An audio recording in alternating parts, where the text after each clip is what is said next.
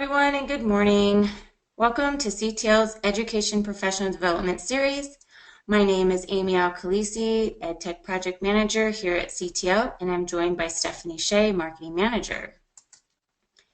If you are not familiar with CTL, we've been headquartered in Portland, Oregon, providing innovative IT solutions to education and government customers for over 26 years. We're a Google for Education partner specializing in rugged CTL Chromebooks, laptops, convertibles, 2-in-1s, and tablets designed specifically for K-12 education. Over the last 2.5 years, we've worked with Google to introduce a line of CTL Chromebooks that have been recommended by PC Magazine as the best choice for Chromebooks in education. As part of our commitment to education, CTL offers free professional development webinars on a variety of topics relevant to K-12 EdTech. Today's webinar is Google Apps Administrator, presented by Anthony Martini of Logic Wing Professional Development and Technology Consulting. Before we get started, I'd like to review the attendee interface so you know how to participate in today's event. You should see something that looks like this on your own computer desktop in the upper right-hand corner. You are listening in using your computer's speaker system by default. If you would prefer to join over the phone, just select telephone in the audio pane and the dial-in information will be displayed. You may type any questions into the question pane of the control panel during the presentation, and they will be addressed in the Q&A session at the end of today's presentation. Before we begin, I'd like to take a poll to learn more about our attendees today. Please indicate if you have ever used the Google Apps for Education admin console to manage your school's account. We'll take a moment to give you a chance to fill out the poll. So let me launch this.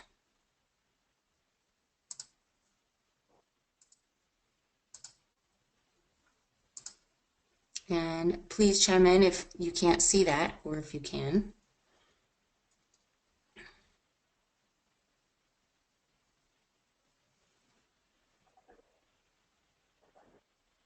All right.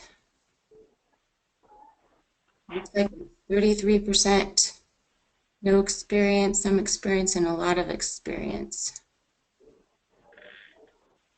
Can you share that? All right. Well, thanks you guys for taking a moment to fill that out. That gives Anthony a good idea of where we're at here. Okay. So before I turn it over to Anthony for our presentation, I'd like to just remind everyone about some resources for our Nevada 21 educators. When you visit the nr21.ctl.net website, you can learn about upcoming professional learning opportunities. You can sign up for our updates about the upcoming events and information, and join our Google Plus private community for all of our Nevada 21 educators. So I would now like to introduce you to Anthony Martini of Logic Wing Professional Development and Technology Consulting. Anthony is a Google for Education certified trainer, Google Apps certified administrator, as well as a Google certified deployment specialist. Today he will be taking you through some capabilities of the Google Apps administrator. So welcome, Anthony, and I'm going to change presenters over to your screen. Let's see.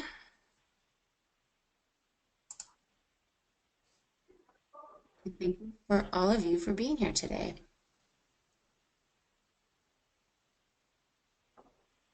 Okay, well, thank you, Amy. I appreciate that.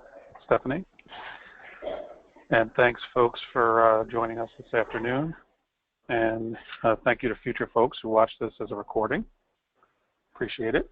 Hopefully it'll give you some additional information so that as you continue to deploy Google in your school or district, you feel more confident that you can administer both Google Apps and Chromebooks.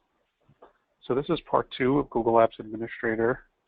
It's really meant to be a beginner's guide to folks who are going to be managing Google Apps for Education for their school or district.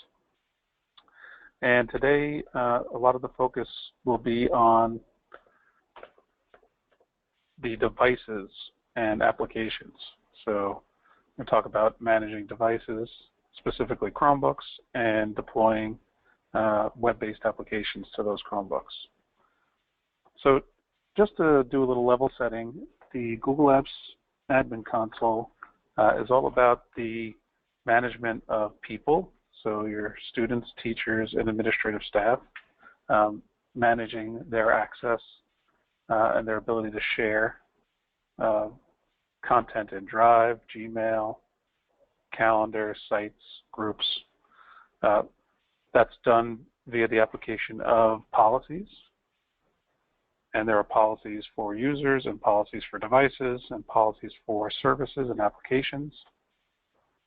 And lastly, you'll be managing products. Those products could be Chromebooks, could be physical devices. They could be web-based applications. They could be Chrome add-ons or extensions. Or they could be the core applications that Google provides with Google Apps for Education, like Gmail, Calendar, and Drive.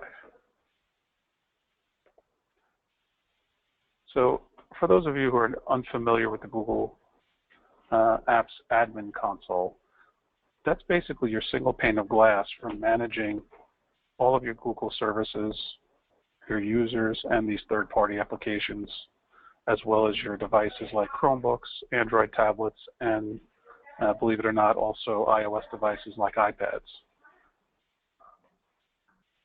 So this admin console is completely web-based. There is, when you first activate your Google Apps for Education account, you have one super administrator, but you can create delegated admin roles that have a subset of those super administrator rights. So you can share the burden of administering Google Apps for your school or district with other folks. In fact, you can do things like give your teachers the ability to reset passwords for student accounts.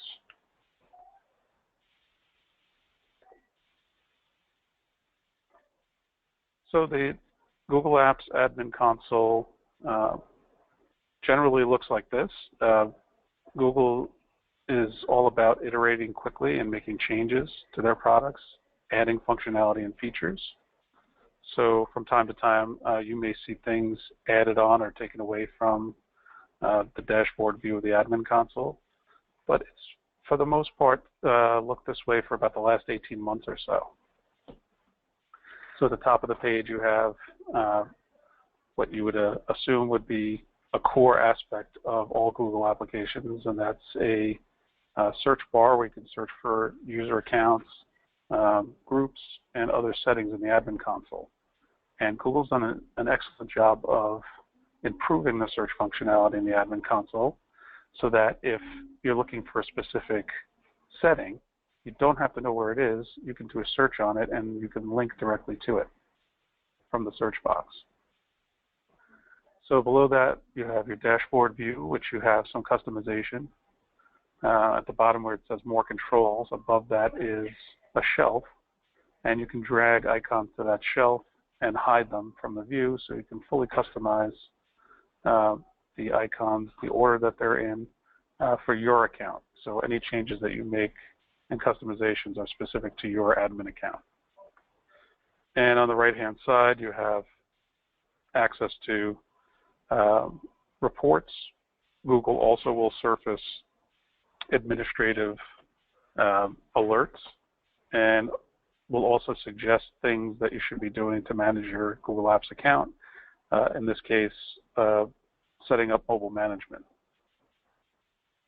Below that, you'll find links to both the Android and iOS versions of the Google Admin app for your mobile devices. So you can actually manage Google Apps from your mobile device. It doesn't have the full functionality of the web-based console, but you can do things like suspend user accounts, reset passwords, add and remove users from Google Groups on the go.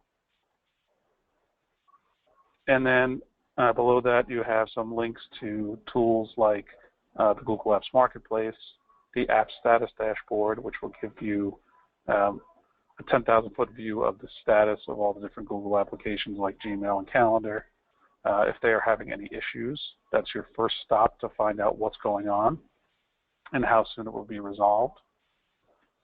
And then below that, you have links to common tasks that are done in the admin console, like adding more applications and services, reviewing email quotas, and adding a logo for your organization to customize the look and feel for your end users.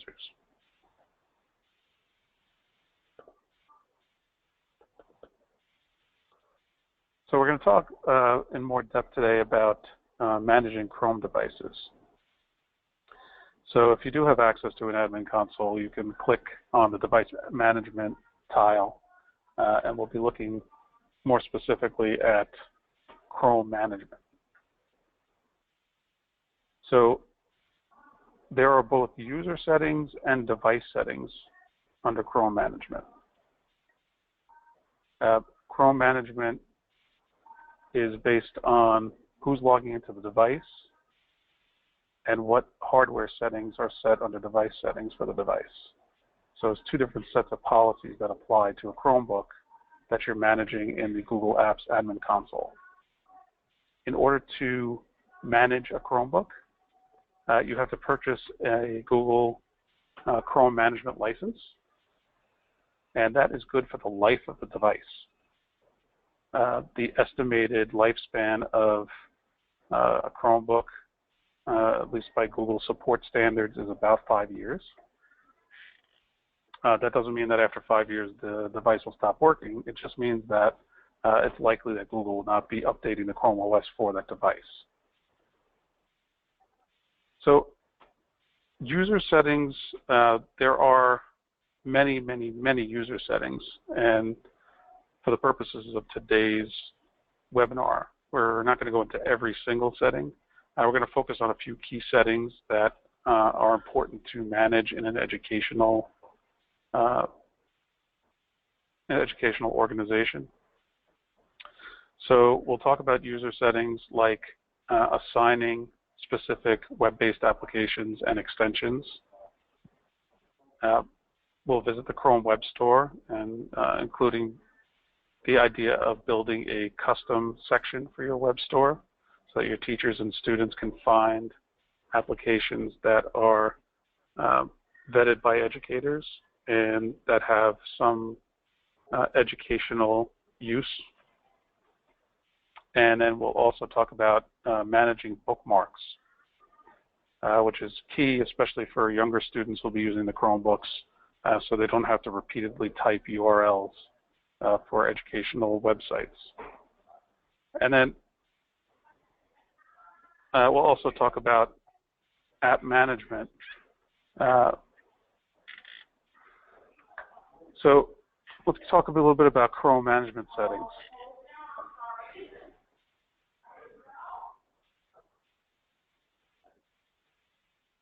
So you have the ability as a administrator to manage which applications your users can access from the Chrome Web Store. You have the ability to whitelist or blacklist. So you can either allow every application in the Chrome Web Store and block just specific applications, or you can allow just a subset of the applications in the Chrome Web Store. You can pre-install applications and extensions for your users, which is especially handy for your younger students. It can be overwhelming to go to the Chrome Web Store. There are a lot of applications. Not all of them have any educational value, so you have to select the applications that are specific to your instructional use. So in the case of, let's say, Nevada 8020 Run, there are some applications that will be pre-installed because you have licenses for them, like WeVideo. Pinned apps and extensions means that on the taskbar at the bottom of the screen on a Chromebook, the apps will actually be shortcutted. Once you pin an application, it means the user themselves can't change what's pinned to the taskbar. So once you decide to manage that for the end user, then they lose the ability to manage it for themselves, which I would say in some situations is actually what most administrators would prefer. So I'm going to minimize this for a second, and we're going to go into the admin console so I can show you live what assigning an application looks like.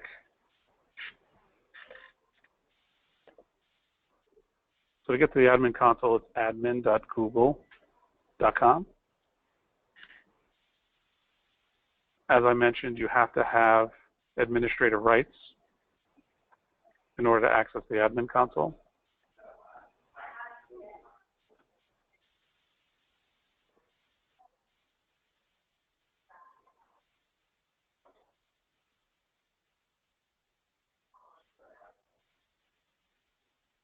So I'm clicking on device management, and then I'm going to click the link for Chrome management.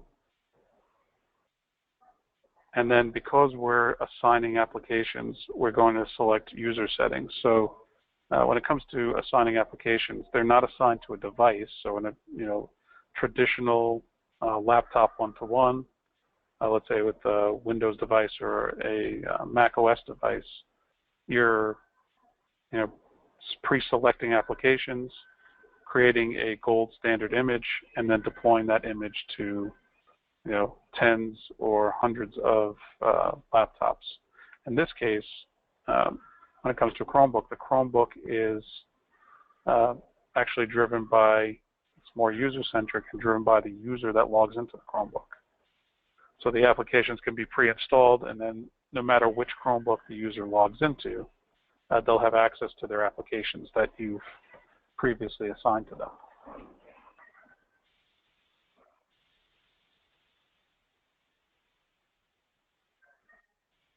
Okay, so under Force Installed Apps and Extensions, these are apps and extensions that I want the user to have as soon as they're logged in. If you notice on the left-hand side, this is a demo domain, and we have some made-up sub-organizations. You can assign applications to groups of students by selecting a suborg that contains the students who you want to receive the application. So in this case, we're going to force install BrainPop Feature Movie and the Lead Video video editing tool. If I wanted to install, let's say, a screenshot tool and search the Chrome Web Store using this search box, and I'm going to add the awesome screenshot tool. If I want to see information about the Chrome app, I can click on Details, and it'll open the link to the application on the Chrome Web Store where I can take a look at screenshots of the application. I can read reviews from end users. I can look at support information. I could send a question, a suggestion, or report a problem to the developer directly. And then I can also see applications that are similar.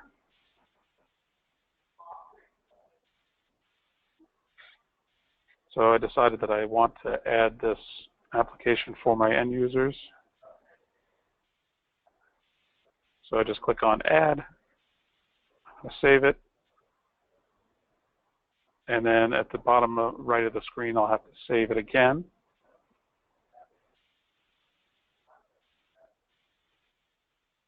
Okay, and helpful note here is that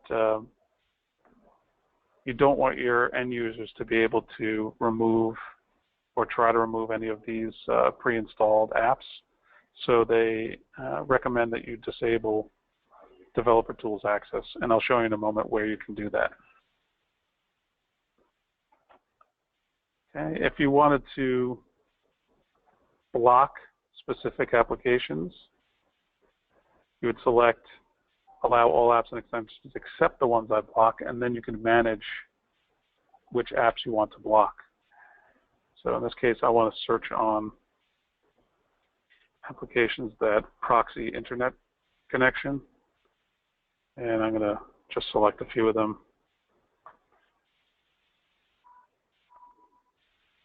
And so we want to block these proxies from being installed so students can't circumvent our web filtering. Okay, so what I can also do is I can say block all apps and extensions except the ones I allow, and that basically would turn this into a whitelist.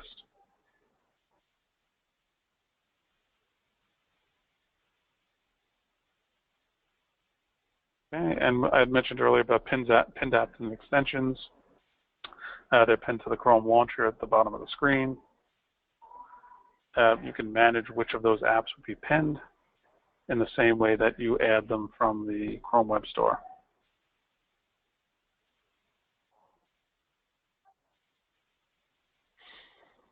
So I'm going to search for that BrainPop featured movie again. And I'm going to search for Wii video. And I'm going to pin both of those to my student's Chrome launcher.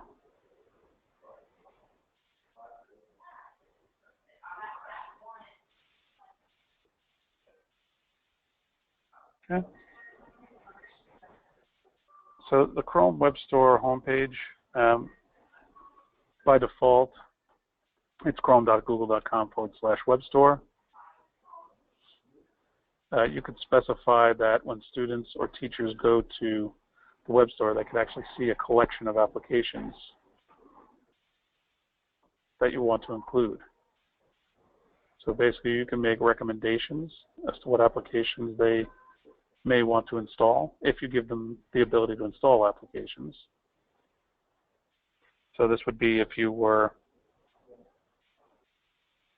to create a collection of applications so that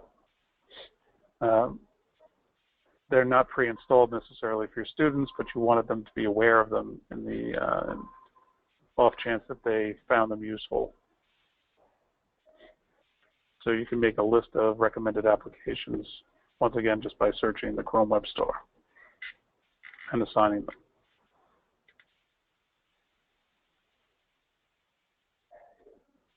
So there's a number of other important settings that I want to mention. And Google has extensive explanations of what all these settings are on their support pages. So if you're in the admin console, you can make use of the help button and search on any of the popular articles like setting Chrome policies for users or managing device settings. I just want to point out a few of them that I know schools have found useful to enable.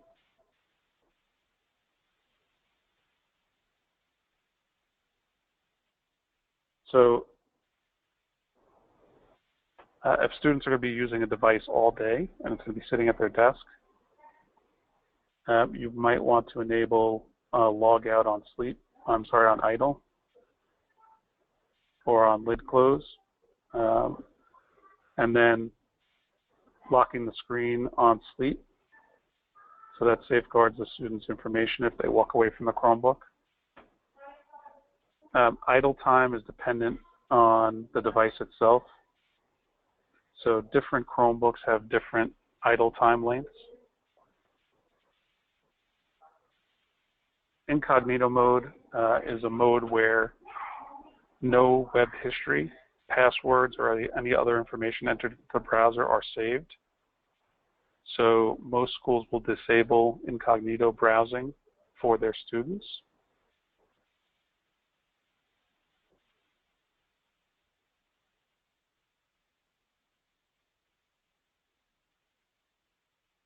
Okay.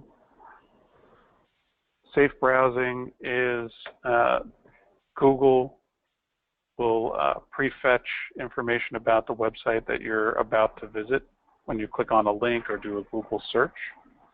And if Google has received reports that the website contains malicious code. They will warn you of it, will not load the page, but the default behavior is that they will actually allow the user to override and visit the page. You could actually prevent the user from proceeding to that malicious site.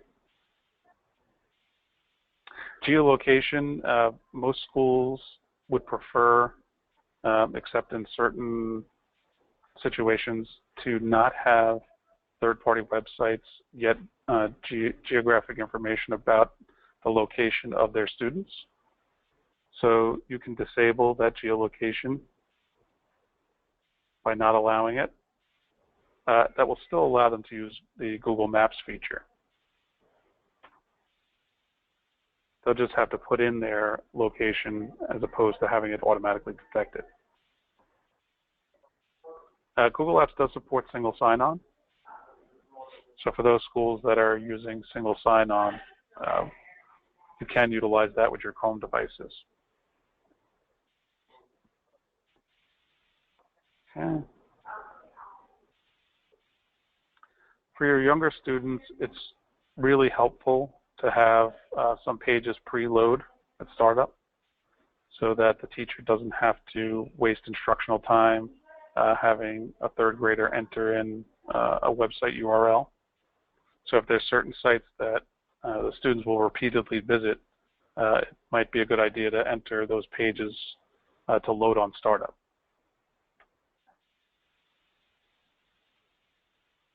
You can enforce safe search for Google Web queries, so the end user can't disable it, and you can also force restricted mode for YouTube. If your online testing host does not have a dedicated Chrome app, you may have to disable screenshots during the testing process. And you can create a sub-organization for the devices so that when students are taking the test, you can disable things like screenshots and the web camera and printing.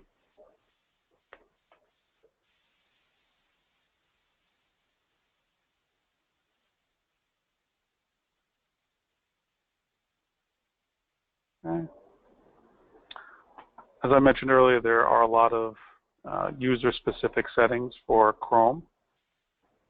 So I'm just cherry-picking a few out that I know that you'll find useful when you're managing a fleet of Chromebooks for your school.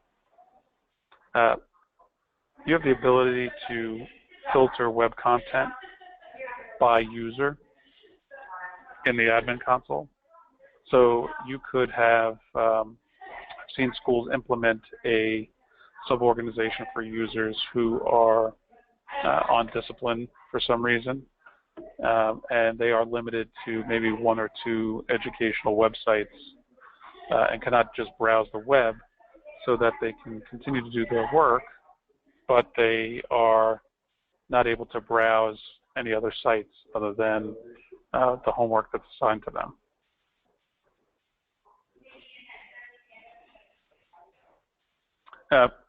Chromebooks don't print like traditional laptops. So they print through Google servers as a proxy using what's called Google Cloud Print. You can enable Cloud Print on all your IP printers within your district. If you have a print server, it's as simple as installing a little piece of software that Google makes available for free, and that will allow any printers that you choose to be available via Cloud Print, and then you can assign them to your Chrome devices so that students or teachers are able to print to those printers.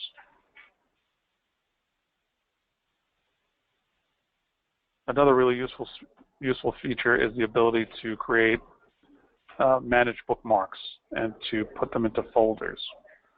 So you can have hundreds of websites available as resources for your students, and they'll just be preloaded when the student logs into their Chromebook.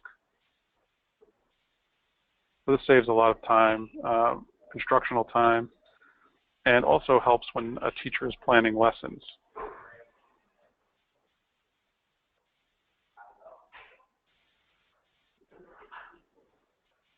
Okay. Once again, to revisit the idea of online testing and to secure a Chromebook during online testing. If your online testing provider does not have Chrome-specific application that locks down the Chrome browser during testing, you have the ability to turn off everything from external storage devices to managing audio input and output, and also video input, as well as keyboard behavior. And in a moment, we take a look at device settings. There's additional device features that you can disable during testing.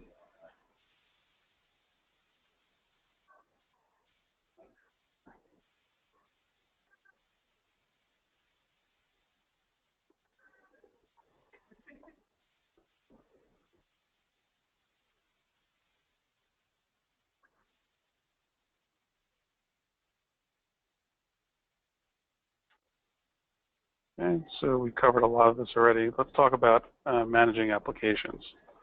So we already saw that we can assign applications to users via the Chrome management settings. Google also has both Chrome apps and domain apps manageable through its own interface. Through that interface, you have the ability to select a group of users in a sub-organization. So you could select, let's say, all your middle school students, or just 8th grade students, or an entire building's worth of students, depending on how you have your users organized. And then you can allow the app to be installed, force it to be installed, pin it to the taskbar, or add it to your school-specific Chrome Web Store collection.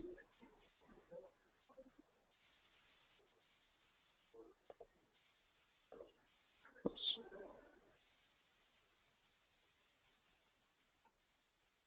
So let's talk a little bit about YouTube settings.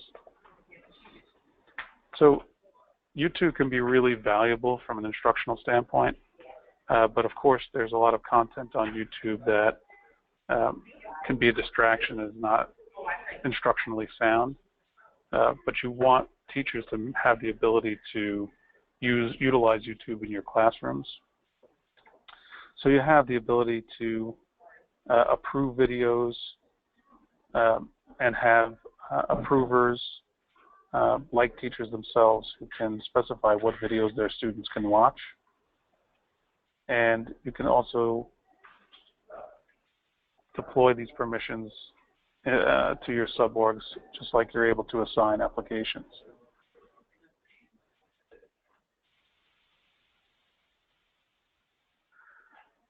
So to find your YouTube settings, you're going to click on Apps, Additional Google Services, and then select YouTube from the list. There's about 49 additional additional Google services. The main difference between the additional Google services like YouTube and Maps and Blogger is that they are community supported as opposed to Google Enterprise support for the core applications. So if you have an issue with Gmail, Google promises 5 nines of uptime. If you have some sort of problem, you can call Google Enterprise support and they'll assist you in resolving whatever issue you may have. With the additional Google services, those are each covered by their own agreement with Google, and they are not supported by the Google Enterprise team.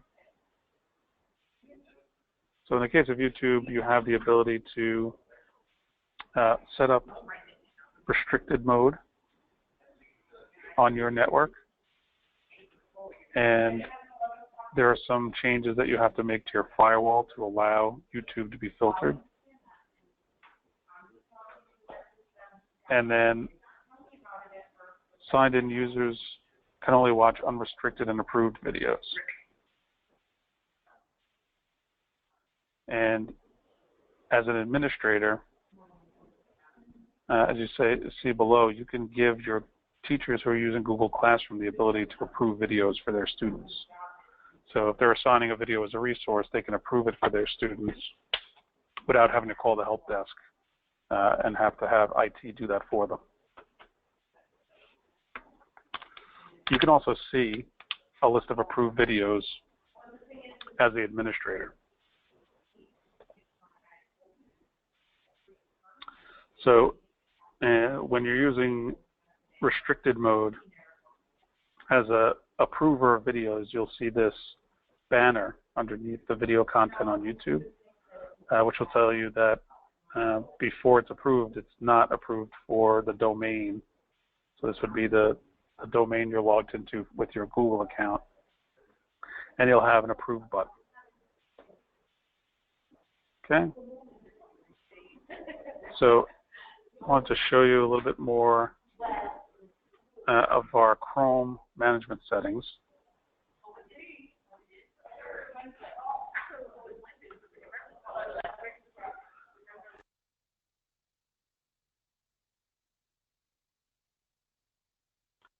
I return to Chrome management, and I'm going to open up the device settings.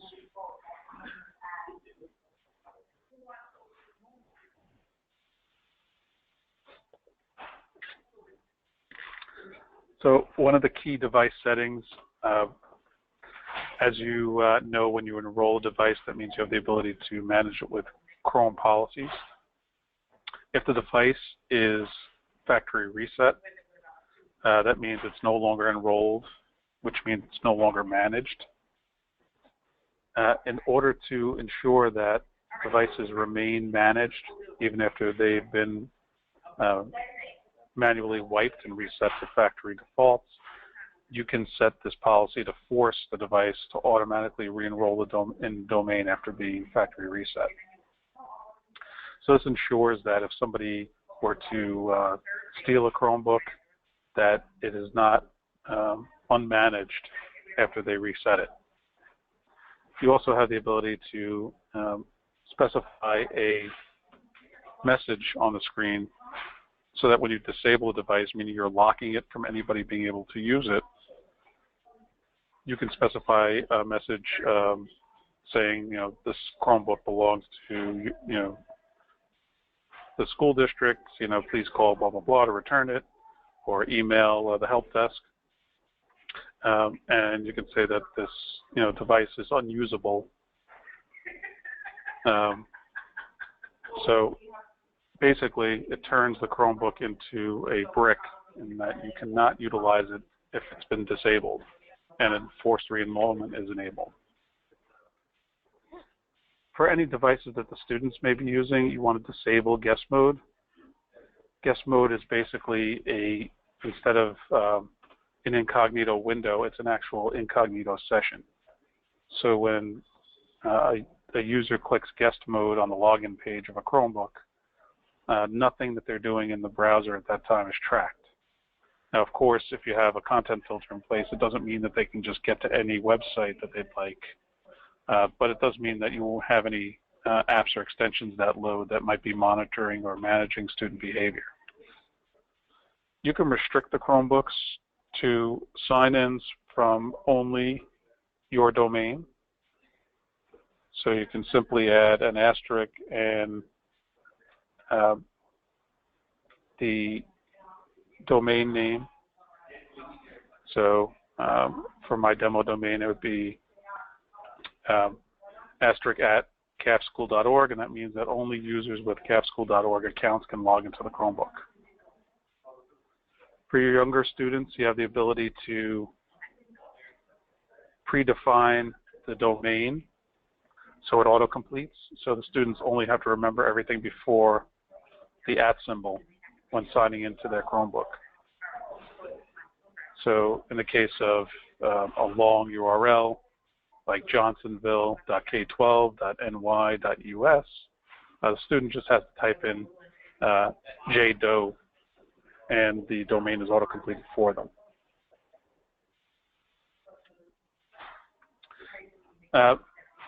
For Chromebooks that are going to be shared, you want to never show usernames and photos on the sign-in screen.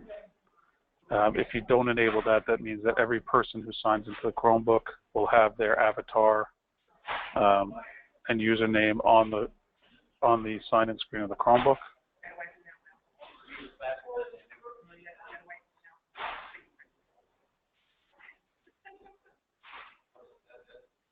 This is a recent addition to the Chrome device settings, in that apparently Google and certain third parties are working on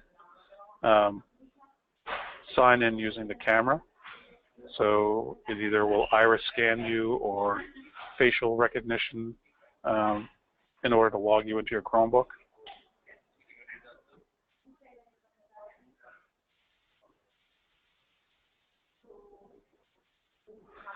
The Chromebook and the Chrome OS automatically update periodically with new versions of the Chrome OS.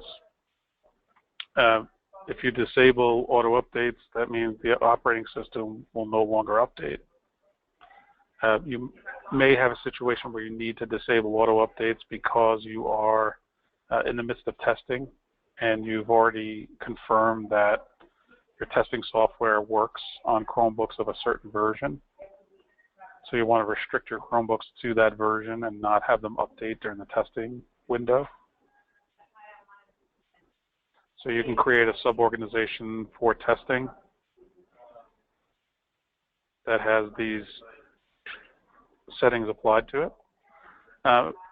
If you scale up your Chromebook implementation and have thousands of Chromebooks in your district, you can scatter how often they update over the course of 2 weeks, so that you don't have thousands of devices updating simultaneously when Google releases an update for that version of Chromebook.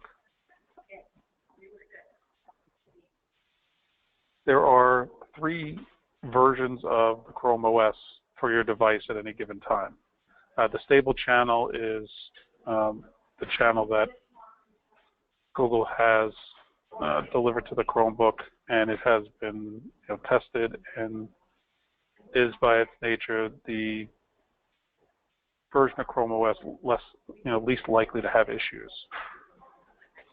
Google recommends that you have a number of devices on the Chrome beta channel. So the beta channel is a version of Chrome OS that is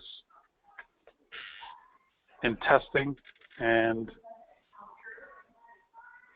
it could be features that will find their way into the stable version, but they're at least 3 to 4 weeks from moving from beta to stable. So Google recommends that you have at least a small number of devices on the beta channel. And then lastly, there is a development channel, and that's a really experimental version of Chrome.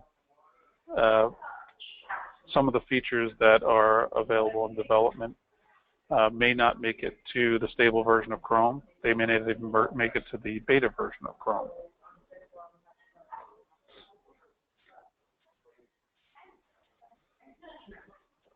All right. So a little internet connectivity issue here. Apologize for that.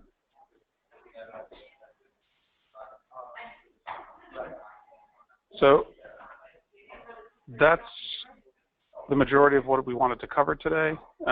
Like I mentioned, we're just scratching the surface of the possibilities for managing your Chrome devices.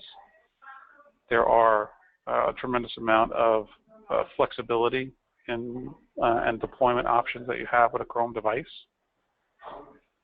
And keep in mind that beyond Chromebooks, there are also devices called Chrome bases and Chrome boxes, and those are more like traditional desktops, but they also run Chrome OS, so they can be managed exactly like your Chromebooks. So at this point, I'd like to open it up for any questions that folks may have, or any comments, or anything that they'd like to share that might help some other folks. Hi, this is Stephanie Shea, Marketing Manager here at CTL. We have a question in. and the question is, what is the best way to handle testing a select group of 8th grade students, say 30 kids, to remove camera and screen capture, etc., for just one day? Does that make sense? Yep, makes perfect sense. So I would think the easiest way to do that is to create a sub-organization and set up your testing policies that include, those settings where the camera is disabled and printing is disabled. And then the afternoon before testing, move the Chromebooks into the sub-organization that has these testing policies applied. Make sure the devices are connected to the network and make sure the policies download to the device. It shouldn't take long. And then next morning, you can utilize them as testing devices. Once you're done with that, at the end of that day, you just move them back into the sub-organization where they were previously, and then you can reapply less restrictive settings that they can utilize in the classroom setting. Oh, okay. Great. So that's pretty easy to turn on and off. It's really super easy. I was curious too. We don't have a lot of questions from the group, but I was wondering if anything pops into your head as questions that someone new to using this console would encounter while using it as a new user. Is there anything for them to look out for? So obviously there's a lot of different possibilities, deployment scenarios for Chromebooks. I think it's important to keep in mind that the majority of settings for Chrome OS are user-centric, and that's pretty common with all of Google's tools. So I think when you're organizing your users into sub-organizations, you want to do that in a method so that you can create as few policies as possible. And there's no really great way right now to export or to see a list of all the policies. Okay. So it's kind of incumbent on whoever's administrating Google Apps and Chrome to really keep excellent notes about their policies and how they're applied. Mm-hmm. So it's something that I've mentioned, and other folks I know have mentioned to Google about, some way to really surface all the policies that are applied to a user and to a device. Right now, it's up to the administrator to really keep good track of what applications are assigned, what restrictions are on a Chrome device.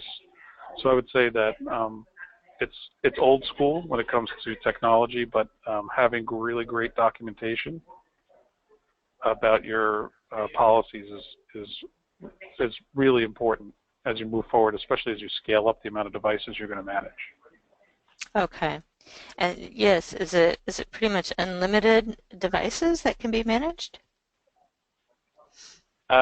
There are school districts that have well over 100,000 Chromebooks deployed. Oh, wow. So is there a limitation? There might be, but there's no school district that's reached the limitation yet.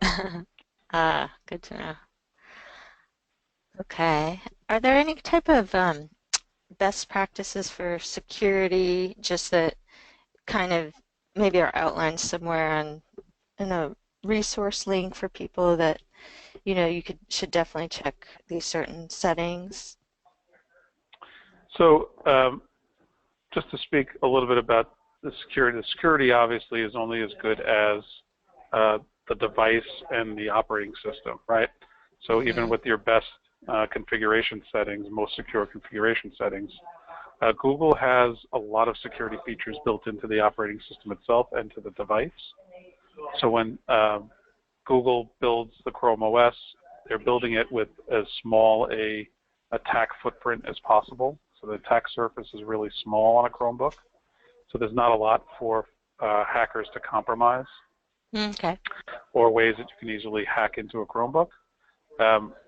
They work in conjunction with Chromebook manufacturers like CTL, so that there is a trusted platform module chip in the device that ensures that the version of Chrome that's being run on the device is signed by Google and is not a modified version of the Chrome OS that's been compromised. Mm-hmm. So Google really has done a lot to secure the device. I mean, if you've ever used a Chromebook, it really is simply the Chrome browser with some enhancements. So it's the most minimal operating system you can have that can still access networks and run web applications. So that's one of the things that's made it so easy to manage and so successful a device. Because the operating system itself is simple, which means there's less secure, and what has to be secured has sandboxing and trusted platform module and other security features that basically take that responsibility out of the administrator's hands. Well, that's great. Well, thank you for that. I don't see any other questions at this time. We appreciate your presentation, a lot of information in there. Amy, did you have anything to add? No, I think that was really great. Thank you, Anthony. It's kind of hard to be super excited for an admin type of console information, but that was really, really That is true. yeah. It's not sexy, but it's relevant, and somebody has to manage these devices and Google Apps for their schools. So we want to give them as much information as possible so they can be successful with that. Absolutely. So thank you for that. I'm going to change back to my screen as a presenter so we can show a few resources here.